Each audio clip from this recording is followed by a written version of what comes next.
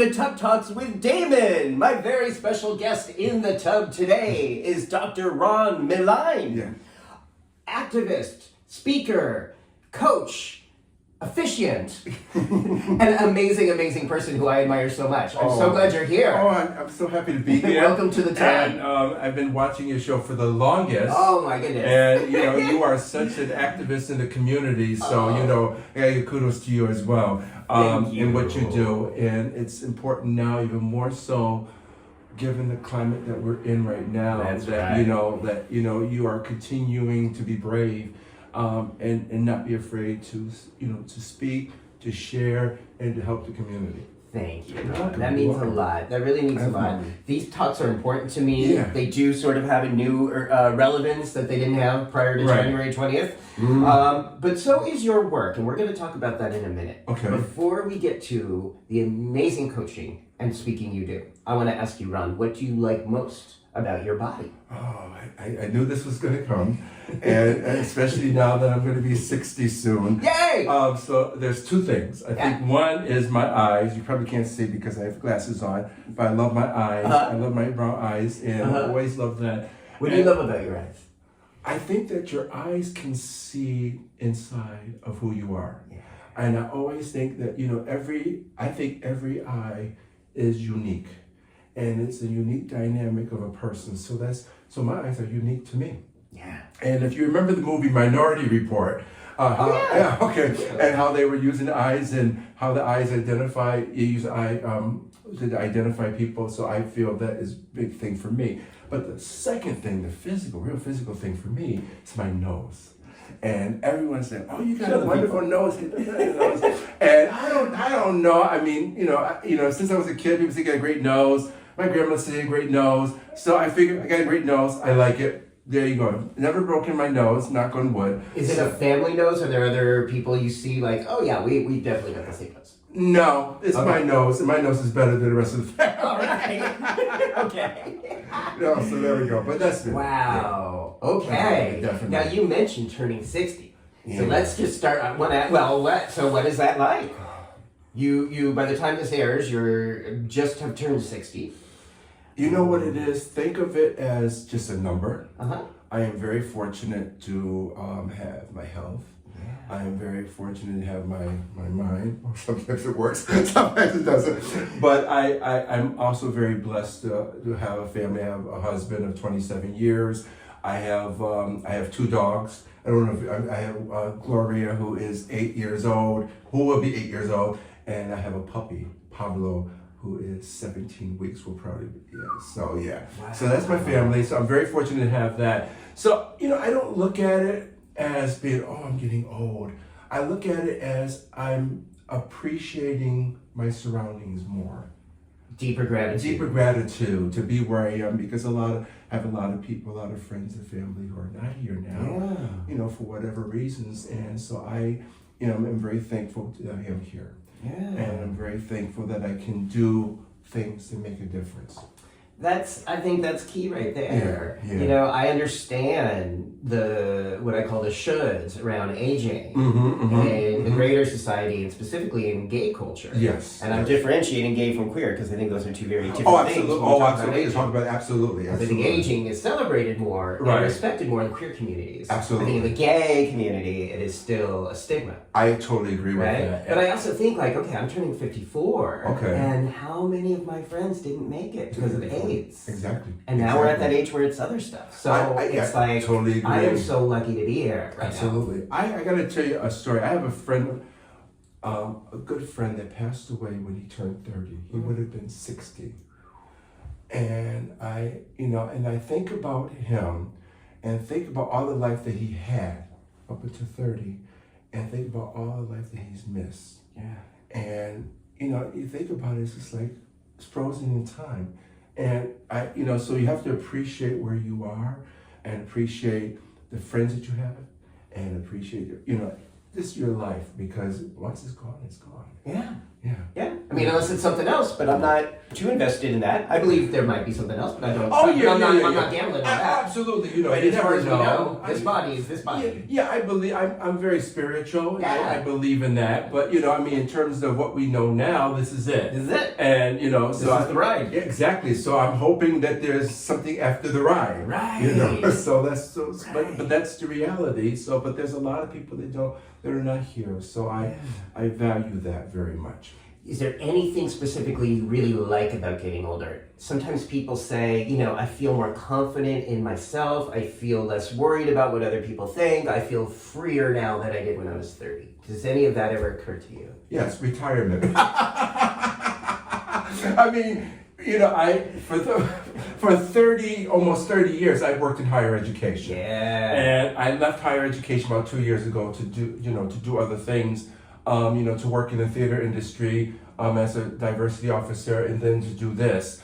But I was a 9-to-5 administrator, professor in higher education, and it was a lot of work. Wow. And it was very stressful. And in terms of that, I don't miss that right now. Wow. I Okay. don't miss that right now. Okay. You So know. it's getting better. It's getting better. It's getting better. You know what I like? I like the fact that I can get up in the morning, go to the gym, come back home, and do work at home. Yeah. I like that very much. I like the fact that I can play with the dogs. My husband works. He does a lot of traveling, but he also works from home. So it's nice to have that. You know, it's really nice to have. That's a good thing. Yeah. That you're both working at home. Oh yeah, we keep out of each other's. Okay. No, but it's you know, he's been doing it a lot longer, but I've learned a lot from him in terms of how to do it. Wow. and how to manage your time and how to take breaks in between, and I think I'm more productive because of that, because of the 9-to-5 going in and doing this and this, and I like having flexibilities in the schedule. I like having an opportunity to take a nap during the day. Oh, yeah. So in that way it works out really well. Wow. Okay. Yeah, definitely. Well, speaking of the work, Yes. one of the many reasons why I was excited and still about this interview is because of your work and because of your messaging. Mm-hmm. And I want to ask you more about how this got started, but you have been speaking, teaching, assisting, supporting people and companies that believe in the value of DEI, diversity, equity, and inclusion. Sure. So, and it seems to me, in 2025, these terms are being more maligned and confused and distorted than ever before. Absolutely. So let's first talk about what is DEI and Right. what is your role? Well, and I'm glad you asked me that, because I think a lot of people take that out of context. They don't understand what it is. And DEI is very simple. And let's break it down. The D is just describing your environment, your community. It's diversity. Mm-hmm. It's describing the people, the cultures, the ethnicities, the genders, and so on that makes up your community. It describes your mosaic. Yeah. And like if you have a crayon box of 64 colors, it describes your colors in that box. Okay. Yeah. Then if we talk about DE and then E, the E part is equity, and equity is always, they've been using the term equity and equality as two different things. I mean, it's the same thing, but they're really different. Yeah. And equity is giving a person the resources to be successful. And I'll give you an example. If you have 3 people looking over a fence to watch a game, and you have the tall person, you have the medium person, and the tiny person. The tiny person can't see over the fence, so they can't see the game. The medium person can barely see over the fence, and the tall person obviously has the advantage. They're tall, they can see. So equity is giving the resources so that each of the people are successful. The tall person, number one, doesn't need any assistance because they can see. The medium person may need a box to stand on. And the smaller person may need 2 boxes. But when you give them the resources, they can see over the fence and they can enjoy the game. Yeah. So equity is not taking away from, but is giving people resources to help them become successful and help them enjoy their life. And when we talk about people with disabilities need resources to help them, they are capable of doing the work. They're not taking anything away from you or from me. Yeah. And then the I piece, inclusion, is creating a resource, creating an environment where everyone feels that they belong. Like, for example, we talk about that box of crayons. So inclusion is that box, and how everyone fits, every color fits in that box, and they feel that they are important and they feel that they belong. So if you think of those things and put them all together, they're not taking away from anything, they're building on a community. So that's, people don't understand that. They think of DEIs when they say, oh, DEI, meaning race-based, meaning quotas, meaning taking away jobs that could have gone to someone else that is more, quote unquote, more qualified. And they distort it so much that people believe that that's what it is. And it's really not. Because I'll give you an example. A lot of women receive jobs through DEI because DEI also focuses on gender. So when the government decided to, I'm going to cut all DEI programs and this, that, and the other, a lot of women were taken, they were let go because they said, oh my God, what is, because a lot of people say DEI is only for blacks and brown. Incorrect. So when people say that, when people talk about DEI as a race thing, it's not. DEI is a human thing. Mm-hmm. And it's trying to make everyone feel that they are a part and that they are authentic and that they belong. That's what it's all about. That's it. It's very simple. It's not about taking, you look at a piece of pie, people say, well, if you have a pie and you're giving more of the pieces to the black and brown, no, we're not. We're giving everyone an equal share. And we have a lot of work to do. Just think, Damon, I was 40 years ago. Let's say 50 years ago. See, I'm 60 now. I'm going to be 60 soon, so I have to go back a little bit further. People applied for admission, blacks applied for admissions to college, and they were denied.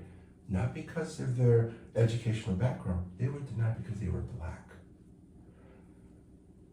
If you think about it, we just celebrated the Bloody Sunday with the massacre, and just in 1965, 60 years ago, we had the equal right. We had the bill that Johnson signed for voting rights. It's not that long ago. So DEI is a way to help us make sure that everyone gets the most out of our society that is possible. That's what it's all about. So why is this now getting so distorted and twisted in these Very simply, and again, I think this will probably be another talk in itself. Yeah. As a country, we have not dealt with the issue of race. Yes. Period. What does that mean? Since the Civil War, we had the Reconstruction period, we did not really deal with race.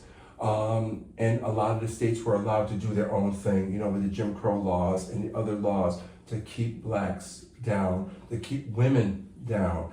And I think we never really dealt with that, even up into the 60s. And I think we started legislating ways so we can really start dealing with that crisis. But now we just don't anymore. We just don't. I think right now we are into sound bites.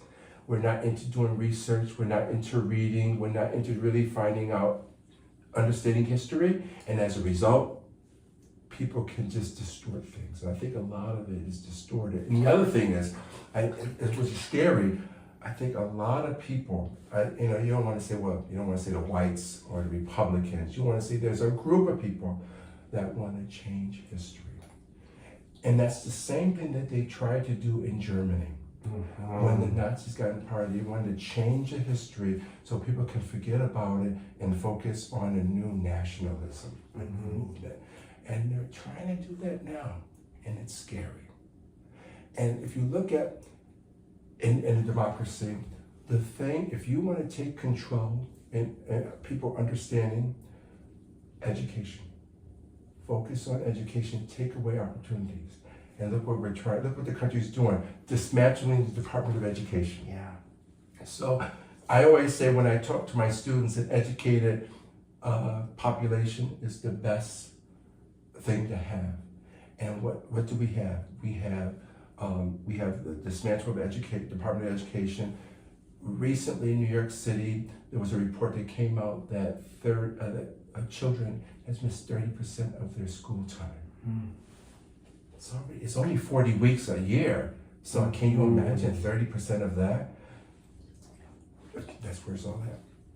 So I'm sorry, I'm getting all. No, be sorry. No, I love this. That's my this is why education we're part. talking about this. I think the part about equity Yeah. is really about addressing systemic barriers Absolutely. to equality. Absolutely. So for instance, I came from the public school system in Culver City, California, Okay. which was very diverse, racially diverse. Yes. So they had the diversity, Yes. a lot of diversity. Yes. That would have been the diversity. The inclusion would have been, okay, everybody here has the same books, the same desks, the same, everybody has the opportunity to take the same classes. Yeah. But the equity part is noticing that there may be other barriers that might be preventing people from thriving. Right. There may be additional barriers to success that can be addressed within the school system Right. if it is addressed respectfully, Absolutely. systemically. Absolutely, totally agree. I'm in a similar situation. I'm from Buffalo, and I went to an integrated school system and did really well. Yeah. And it was a very good experience for me. I was at a school that was 99% black, and then they bused us to a school that was very diverse, and I felt that I learned and grew so much from that experience. Yeah. And I think the systemic part is very powerful because, for example, even in New York City, some of the school districts, even in New York City, is so segregated. It's unbelievable. In New York City, of all places. So we still have a lot to do regarding that. When you say segregated here, what does that mean? I say segregated in terms of there's some communities that are not, some schools that are not, they're segregated in terms of resources, segregated in terms of populations. And you want to desegregate so you can mix and blend. And here you don't have, that you have some communities that are not like that. And you have some communities that they don't have the resources that other school districts have. And in New Jersey, that's a big thing. I mean, in the town where I'm in Rutherford, it's a very good school district because the tax base is very, very good. But then you have schools in Newark and Patterson. They're struggling for resources. Yeah. You know. So it's that recognition that there are inequalities on a systematic level that leads us to want to talk about equity and create policy around equity. True, but you can't do that when you are taking away the ability to talk about it. When you're saying you can't talk about DEI and you can't focus on it, when you take that away, you can't have those conversations. And then the thing that gets me really upset is a lot of colleges now are pulling back their DEI stuff because they're concerned about their funding stream. So it's a very tough thing. When you remove the opportunity, you're not going to have the discussion. So growing up, again in California, in the 70s and 80s, there was a lot of talk and debate about, at the time, was called affirmative action. Yes. And that, again, was a program designed to try to correct, or at least balance out, some of the fundamental inequalities in the college process. Absolutely. And I do remember people, and I'm talking about people on the left, who were opposed to this. Like white people on the left who thought that this was unfair. Well, I think part of the reason why the affirmative action, I guess, in some ways didn't work is because it wasn't rolled out properly. People didn't understand what it was supposed to do. Some people said, okay, affirmative action, how are we going to roll this out? Okay, you have to have so many of this, so many of that. They were automatically looking at it as being a number thing. When you do that, you're going to set yourself up for failure. The whole point for affirmative action is making sure that everyone has the same opportunity. So what you have to do is you have to come in with strategic policies and practices where everyone has a shot. For example, you give a job application. So let's say, two people apply for a job and they have the same backgrounds, a skill set, so to speak. But because their names are different, you're going to call them this person over that person. Mm-hmm. Now, there's ways to avoid that. But you see, the problem is, when you talk about affirmative action, you have to be very clear. Are you talking about policies, or are you talking about, well, I don't believe in this, so you know what, it's just a number of things we're just going to do, we have to do and check the box? Or is it something that you can incorporate and grow with? Because the whole thing about inclusion, you don't just do it once and it's done, it's ongoing. Mm-hmm. And with the affirmative action, some people come in and they say, oh, it's a quota system, we do what we have to do and that's it. It's more than that. And I think that's what happened. And I think that's why a lot of people didn't like it. And I think that's why a lot of people started focusing on the negatives of it than the positives and the opportunities that were there. That's what I think. And what no one did, and I don't know if this is any different today, but no one actually explained to me as a white kid why this was important.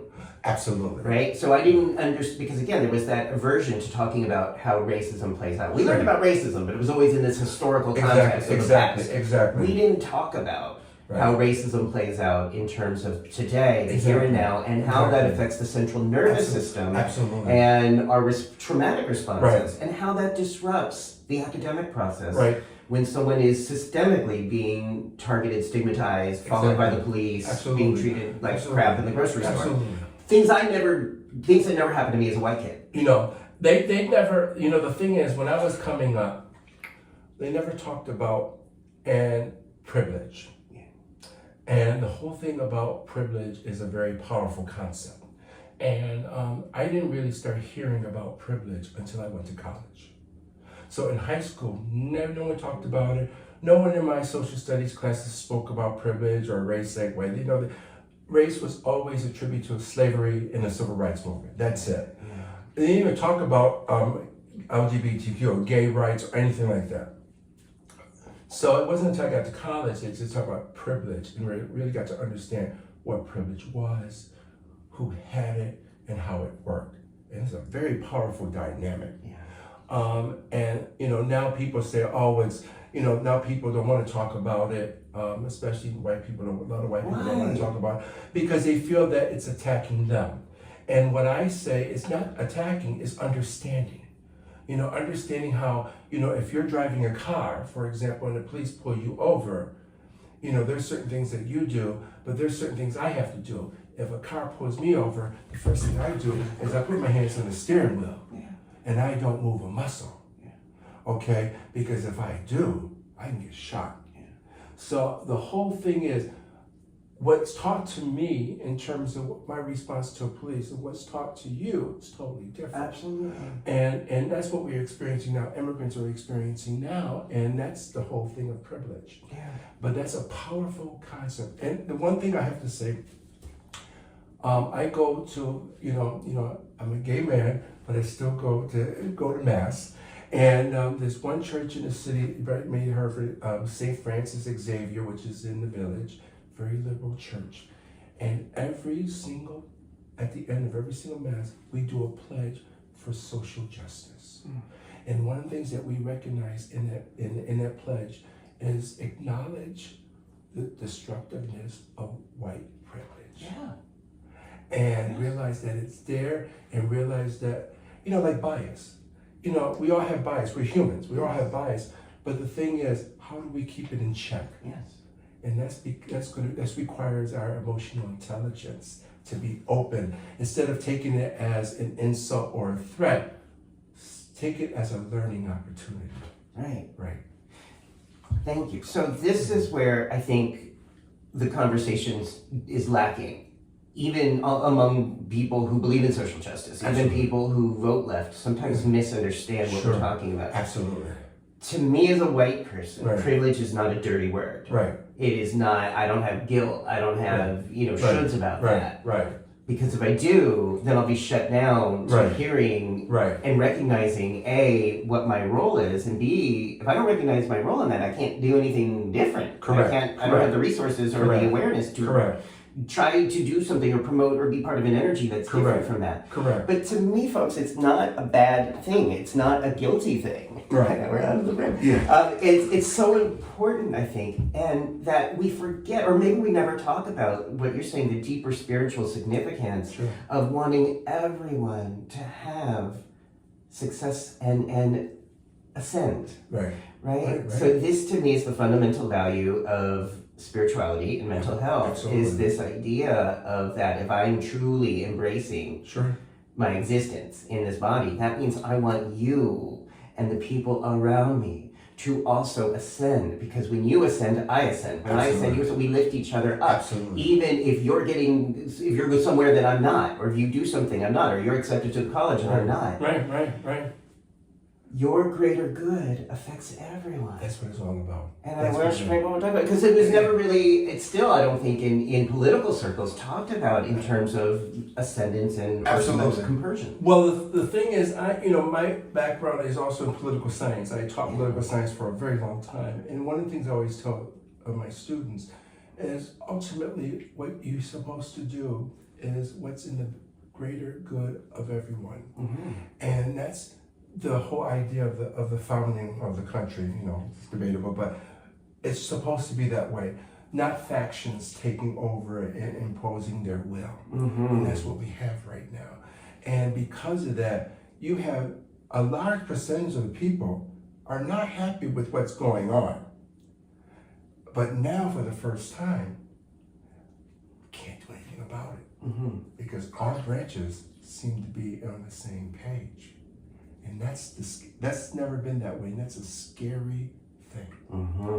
That's a very scary So all branches, the executive, Congress, Supreme Court, everyone is really, seems to be proudly opposing what we're talking about. Absolutely. Equity. Absolutely. And sort of weaving into all of this was, we were talking about affirmative action, and then a very different version of that came out recently with critical race theory. Sure. And again, the argument against that seemed to be, well, we're making white people feel guilty because of their privilege.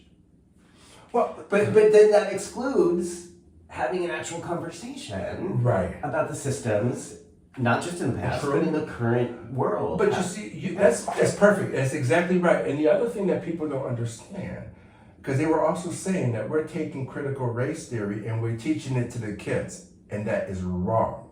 Critical race theory is focused on the legal justification of racism and understanding how to change that. Because, if you think about it, we've had laws from the Dred Scott case all the way down. And so the critical race theory is understanding how to change from that point, and how to change and how to rectify, and how to, from the 13th, 14th, 15th Amendment being approved, how the Civil Rights, Voting Rights Act of 1964 and Civil Rights Act of 1965, how those things were to correct the legal structure that was incorrect. How Earl Warren, who, by the way, if you talk about, we talk about Ruth Bader Ginsburg, she's my hero, but second place is Earl Warren, because under him, a lot of our civil liberties and rights were protected and defined. And that's what critical race theory is all about. Critical race theory is not about putting blame on you. Okay, white people, it's your fault. We want to get rid of you, and that's it. Like the Amazon women, Wonder Woman get rid of all the men. We don't want to do that. The fact is, critical race theory is understanding the legal foundation and how to change it. Beautiful. Thank you for that distinction. So before the election, I was in Luzerne County, Pennsylvania, which is a sort of purple red leaning area. You were doing going to the doors. And the perspective of a lot of the voters, mostly white, but not all, was that DEI was threatening their possibility of maintaining a quality of life. So their perspective was that if someone else is getting the job, I don't get it as a white person.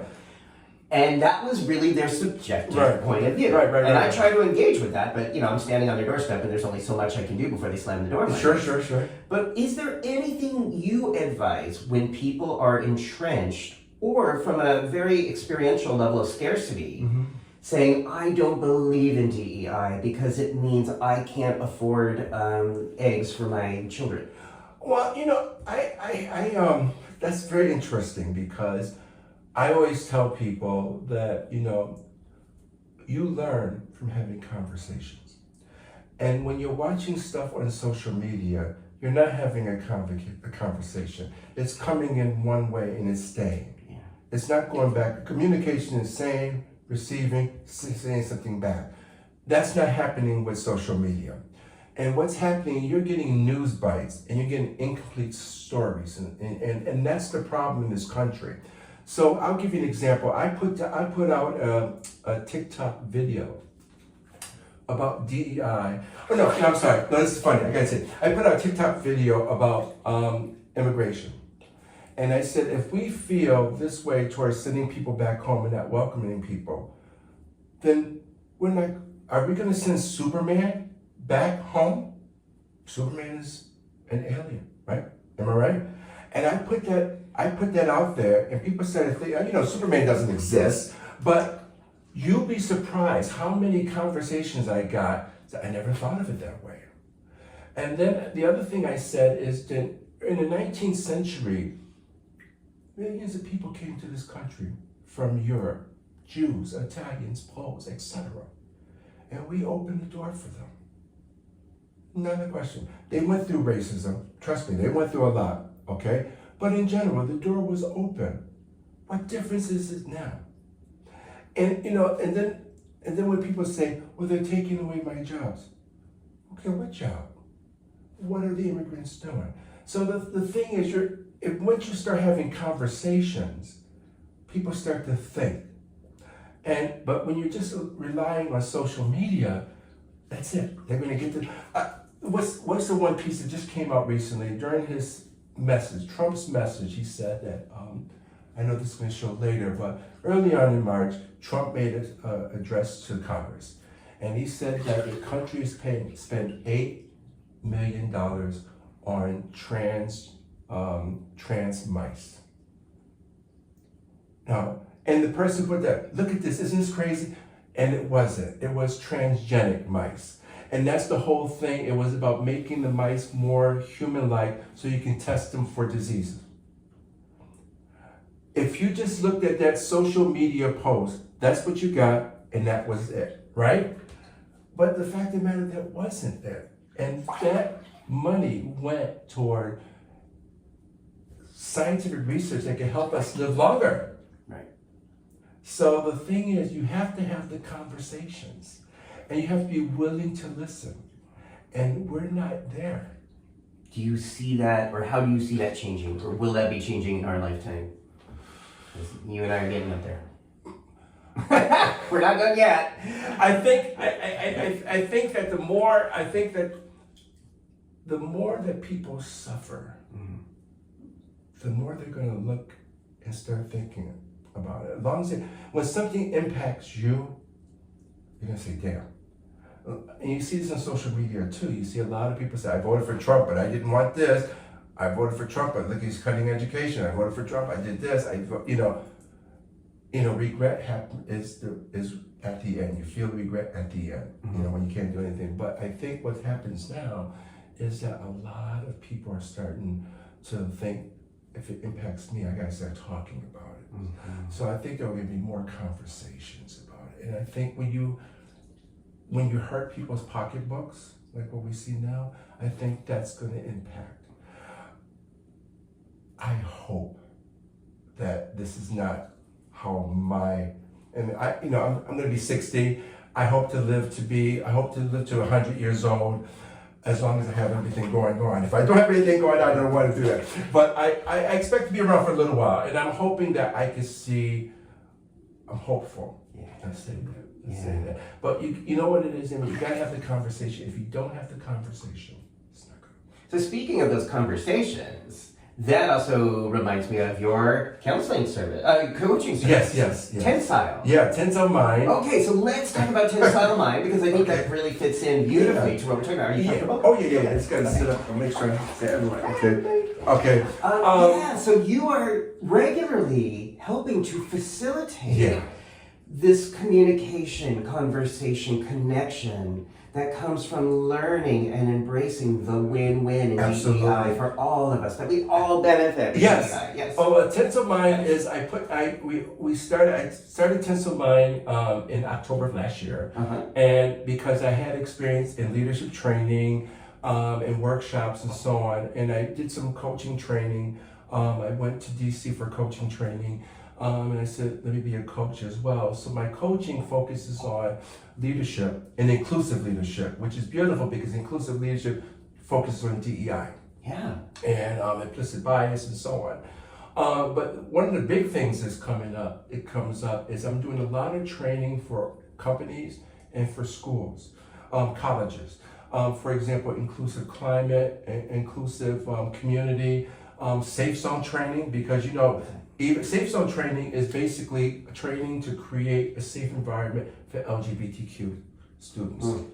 And the thing is, even though the president signed an executive order saying there's going to be only two genders and doesn't want to announce trans or queer, we have LGBTQ students, I'm going to say queer students in our schools, and they need to feel safe.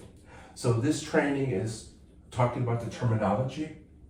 I'm talking about how to create policy, curriculum, and how to create a safe environment for LGBTQ students. And I am very proud of that, creating a safe zone, because that way there's a sign you can put on your door saying that I am a safe zone advocate. So if someone sees that sign, they can know they can come and sit in your office and talk to you. Because now, you don't feel safe. Yeah. And that's important that they do. So that's a big thing for me too, and I love doing that. Inclusive. So with this training, people can designate their office as a safe zone. Yeah, absolutely. And it's a small group, so it's normally like 30 people each time. So some schools ask me to do a series of them. So it's really great to do that. And this for the faculty or the kids? It could be for both. It could be for anyone who wants it. Wow. It could be for I encourage faculty, because that way they can put it on their office doors. Yeah. So faculty can do it, students can do it, resident assistants. It's big for them. So that's the one thing I do. Inclusive leadership and inclusive climate is for creating government structures or structures in the schools. And then I also do a lot of implicit bias. I do a lot in terms of LGBTQ awareness, and also DEI. Can you say more about what implicit bias is, or how that impacts? Well, this whole thing is implicit bias. We all have bias, as I mentioned before, and some of them we're conscious and some we're unconscious. And some of the things we just do because we just learn, and some of the things we don't realize that. I'm sorry, I didn't mean to say that. And some of the things we just we know we're doing it. You know that you're saying. You're knowing, for example, that you feel a certain, like Archie Bunker, he is definitely biased toward women, and he's not ashamed of it. Okay, he just feels that way. But there's also some bias, something you didn't know. Well, I didn't realize. There's also biases that, I thought, all Chinese were good at math.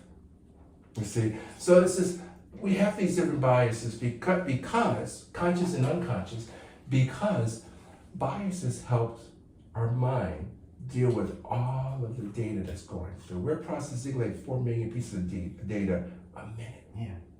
Okay. So these biases help us create ways of memorizing and dealing with things, and it's not always right. So that's why we have to be in check it out. And that's why we have to have our emotional intelligence, so we know how to deal with it. Right. So how that could play out in school with a teacher, if they're not aware of this, is they will perceive a black student, a young black man, as... Well, they can't, what they need to do is they can't make those assumptions. Right. But they don't even sometimes realize they're making assumptions until you help them see Exactly. And once you realize it, you can work on it. Right. But, Damon, that comes with training. Yeah. Constant training. It's just like, when you work out to get stronger. If you don't work out, you're not going to get stronger. So if you have to work out your mind in terms of working your mind so you can capture these things that, that's not right. And be willing and open to criticism and open to change. That's how you do Ooh, if every American it. Can do that, then that'd was be just perfect. a tiny bit more open to criticism and change, if everybody was willing to just ask a few questions, Absolutely. knowing that it might feel uncomfortable, Absolutely. and that's okay. And it's okay. It's okay. It's, listen, when you're dealing with bias, it is uncomfortable. Yeah. And there's nothing wrong with asking questions and learning. I was doing a presentation with a group of queer students, and I said, what did I say? I said, okay, guys. And they jumped all over me. And I said, why? Because guys is a gender. So I said, what should I say? And they say, folks. Yeah. And you know what? That's cool. Yeah. So and I used to, when I started teaching many years ago, I used to address people as Mr. and Mrs. And I said, you know what? Don't do that. Ask how they want to be addressed. They're their first names. And I have no problem with pronouns. Oh, yeah. I have no problem with pronouns. And all my signatures, I have it. So that's how you develop. That's how you grow. That's how you deal with your bias. So when you're doing these trainings, though, you're also helping people understand how to receive and how to question criticism and change and be willing to deal with some of their own dissonance around that. That is the biggest part of all of my presentations, no matter what it is. And you have to have, what I do is I talk about, the difference between a fixed mindset and a growth mindset. And the thing in between, having a fluid mindset. And the fixed mindset is you believe that I'm gonna fail. You believe that I only can do certain things. I'm limited to this. I'm not good at criticism and so on. Fixed is you have a structure that keeps you fixed in that situation. A growth mindset is that you're open to ideas. You're open to criticism and so on. But the thing that's different about the growth mindset is that it makes certain assumptions about progress. So the thing that I like, and by the way, since I'm working on a book that's dealing with inclusive climate, and one of the things that I'm looking to do is talk about the whole fluid mindset, in that you want change, but you're fluid in that you're understanding some people are at different levels. Some people are marginalized. How do we bring them in there? And not all people have the resources. How do we give them the resources? So that's why I look at, we have to have really a fluid mindset in how we look at people. In that growth mindset, we're willing to look at our implicit bias. Absolutely. And what I call the blind spots. Like, because when you're driving a car, Correct. we say check your blind spots, Check your because blind you don't always spots. know what's happening until you look. Absolutely. And I think when we're on the journey Absolutely. of being more empathic, compassionate people, Absolutely. we all have blind spots. Absolutely. And so it's not a matter of if they're there, it's when they show up. And that's the whole thing. I think there's a test you can take, a Harvard test, and it's free, and understanding your biases and where you are. And the book is called Blind Spots, because that's what biases are. They're blind spots, and so we have to work on that. That's what we do. Yeah. So the reason we're even having this discussion is because, like you said, our community, our mental health, our spiritual health is connected, and we all ascend. You've also seen, just objectively, from, if we're just going to go with, let's forget all the humanity, let's just go with the numbers, let's just go with capitalism, let's just go with the stocks. Yes. In this last month, as we're filming this, we have seen some significant trends in the stock market, in the business industry, in terms of companies that have embraced DEI and those who did not. So, like, the things that stand out in my mind is, like, Target said, we're not part of this DEI thing. And if you look at their stocks, especially around January 20th, beginning February 1st, they crashed. Costco said, we do embrace DEI. And we are embracing DEI. We want people to feel welcome and included. And their stocks went up. Absolutely. Delta Airlines, which I am a big fan of, which, it's like they said right away, we are keeping DEI, we are proud of our DEI, and their stock went up. And Apple. Apple did too as well. And I think that, the reason why is, there's two things. I think number one, if a company is so at giving up their DEI initiatives, they weren't committed to it in the first place. And they didn't understand it. And they did it, they created the initiatives or what have you, because that was the thing to do at the time. So it's not really genuine. It's not genuine. So those people that kept it, they believed in it and they're genuine, and I applaud them for that. And that's the same with civil rights. You know, in the 60s, not everyone jumped on board for civil rights. Not everyone was supportive of Dr. Martin Luther King and the other leaders in the movement of civil rights. Because a lot of people would say, hey, let's keep well enough alone, and you're moving too fast. So the thing is, commitment, if you have commitment, you could see it. Yeah. You could see it. And that's what you didn't see that in Target. And it's very disappointing. And you didn't see it in a lot of companies. And when the Black Lives Matter movement came, you thought a lot of people were jumping on the bandwagon because they were just worried about profits. But they were not worried about the structural underlying thing of how can we continue this. Yeah. Yeah. So you see these trends, you can see which companies are just sort of complying and who has integrity behind the DEI. Which is better? Like, Ron, don't we want companies? Like, sometimes I think, okay, a little, like Target, if they were just doing it because they felt like they had to. Well, isn't that better than nothing? You know, this is what I always say. I said, listen, either do it in terms of support DEI or just stay neutral, do nothing.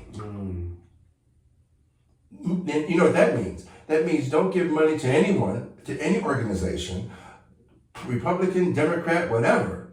Yeah. All you do is focus on bottom line. Yeah. And you're going to find that's hard to do too, because people are going to ask, because people want to know. So the thing is, think about your people, think about your community. And the fact of the matter is, DEI and all the studies show that you can make bottom line. Bottom line profit is going to happen. Yeah. So I think what you're going to see in the next year, you're going to see a lot of companies on the fence, and they're going to be making decisions, and they're going to be making decisions based, if I don't do this, I'm going to go out of business. Yeah. And I think the power of the purse is very powerful. It is, especially here. Exactly. Supply and demand. And we can speak we can be activists with our pocketbook. Absolutely. Target. So I think, and I also think that many countries are leading the way. It used to be that the United States was, quote unquote, supporter of democracy, human rights, under my favorite president, Jimmy Carter. And now you see other countries leading the way. So it's going to be a big change. Wow. Yeah, big change indeed.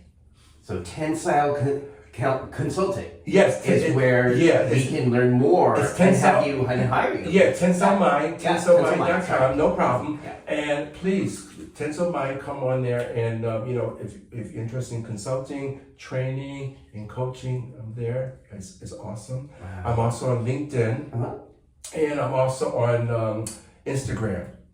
And your videos are great. Yeah. So if you like this and you want to see more, you can see more of his videos on TikTok and Instagram. Absolutely. And I just want to say thank you, because thanks to Ron, we have an addition now to our Tug Talk family. We have Bat Duck. Bat Duck. Talk to me about the meaning of Batman and that tell me more about this, because I know you're a huge, I won't even say fan, but I'm a major fan of Batman and DC Comics. Yeah. I always have been, and when I was a kid, the Adam West Batman TV series, my favorite of all time. I used to wish I was Batman. The reason I like Batman so much, and this is very interesting here, is here's a rich guy trying to do something to make things better. And he was smart. He didn't have any superpowers, but he had the detective skills. He has money. So that really made me very happy about that. And I'll tell you another. I'm a big fan of Robert and John Kennedy, and Ted Kennedy, the Kennedys. The early Kennedys, not the current Robert. No, we're talking about the early people. The 60s. Okay, you got it. I mean, let's be clear. Let's be clear. Because here, that's another session in itself. Okay. But anyway, because rich family, but they felt they had to give back, and I applaud that. Here, you make money. Warren Buffett's another person. You make all this money, give back. I love that. Yeah. Because you can't take it all with you. That's greed. Yeah. and give back. So going back to Batman, that's why I like Batman so much, and I like the costume, and I just always got into it. I got into the comics. And when I was a kid, I didn't have a lot of money to buy toys and stuff. So when I got older, that's when I started buying my comics and buying my my collectibles. I love hearing that. So Batman really symbolized someone who had a considerable amount of privilege. He had a lot of money, and he could sort of pass. Absolutely. And he was using that to really help serve and save the community Absolutely. in a connected way. Absolutely. So it worked Wow. out. So that's why I love Batman. I said, I got to make sure you have one near. Wow. So and Bruce Wayne was not afraid of his privilege. No, he wasn't. Used it. Oh, he used it. He did not feel guilty. No, not at all. Not at all. It wasn't like, oh my God, don't talk about privilege. It was like, I am privileged and I'm going to use this to solve Exactly. So that's why it fits nicely with that. Wow. In your opinion, were the movies, like, which movie adaptation do you think actually really I'm a Michael, served that spirit? Well, let's say I'm a Michael Keaton fan. Okay, so I like that Batman. But Christian Bale really, I think he really defined Batman and defined Bruce Wayne. I really like that very, very much. I love Adam West, and I met Adam West, and he's a great, but I think Christian Bale really crystallized what my idea of Batman and Bruce Wayne.